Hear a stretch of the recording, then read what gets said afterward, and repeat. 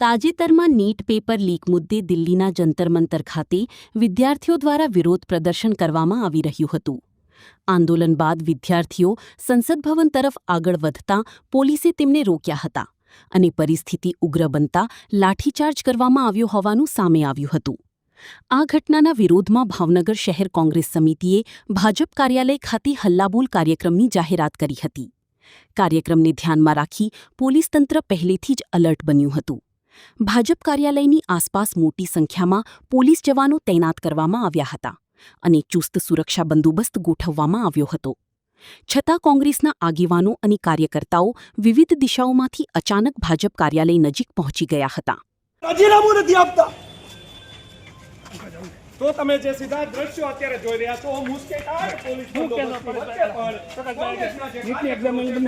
દુઃખ સાથે કેવું ભારતના ભવિષ્ય માટે લડાઈ અમે લડી રહ્યા છીએ. પ્રદર્શન જીતેશજી, વાત કરીએ તો આજે કોંગ્રેસના કાર્યકર્તાઓની અટકાયત કરી, શું કહેશો? આજે કોંગ્રેસના કાર્યકર્તાઓની અટકાયત કરી, જો કે બધી અટકાયત જ કરે છે. આજનો અમારો જે કાર્યક્રમ હતો જંતર મંતરની અંદર જે વિદ્યાર્થીઓ શાંતિપૂર્વક પોતાની રજૂઆત કરતા હતા, પોતાની માંગો કરતા હતા, જે નીટના પેપરો લીક થયા છે એના વિરોધમાં શાંતિપૂર્વક વિરોધ પ્રદર્શન કરતા હતા. એવા સંજોગની અંદર પોલીસ લોકોએ, સરકારી લોકો બાબુએ નવા ભાડે લાવેલા પોલીસવાળા અને ભાડે લાવેલા બધા એના ગુંડાઓ દ્વારા જે 16 વર્ષથી માંડીને 15 વર્ષના વિદ્યાર્થીઓને બધાની ઉપર લાઠીચાર્જ કર્યો, કે જેને આતંકવાદી જેવું કૃત્ય કર્યું અને એની કરતાં પણ ખતરનાક જે એની ઉપર લાઠીચાર્જ કર્યો ને એના વિરોધની અંદર, વિદ્યાર્થીઓના સપોર્ટની અંદર, કે વિદ્યાર્થીઓ એકલા નથી, એને અમે એની સાથે છીએ, એના સપોર્ટ માટે આજનો અમે કાર્યક્રમ કરેલો હતો. આજનો કાર્યક્રમ હતો, પહેલા અમારી પ્રેસ કોન્ફરન્સ હતી કે અમે વિદ્યાર્થીઓ માટે શું કરીએ, ત્યારબાદ અમારી રાહુલ ગાંધીજીની જે યોજના છે એ કરી હતી અને ત્યારબાદ જે શિક્ષણ મંત્રી છે તેનું પુતળા દહન કરવામાં આવ્યું હતું. વાત કરીએ તો હાલ જે કાર્યક્રમ કરવામાં આવ્યો છે એને લઈને કોંગ્રેસના કાર્યકર્તાઓને અટકાયત કરી છે, હાલની અમે પણ એ માટે જ આવ્યા છીએ, અમે પણ સાથે જ આવ્યા છીએ, અમે એક એડવોકેટ છીએ, પણ તેમ છતાં પણ હાલમાં પોલીસ વાળા અમને એને મળવા પણ નથી દેતા, જોવા પણ નથી દેતા.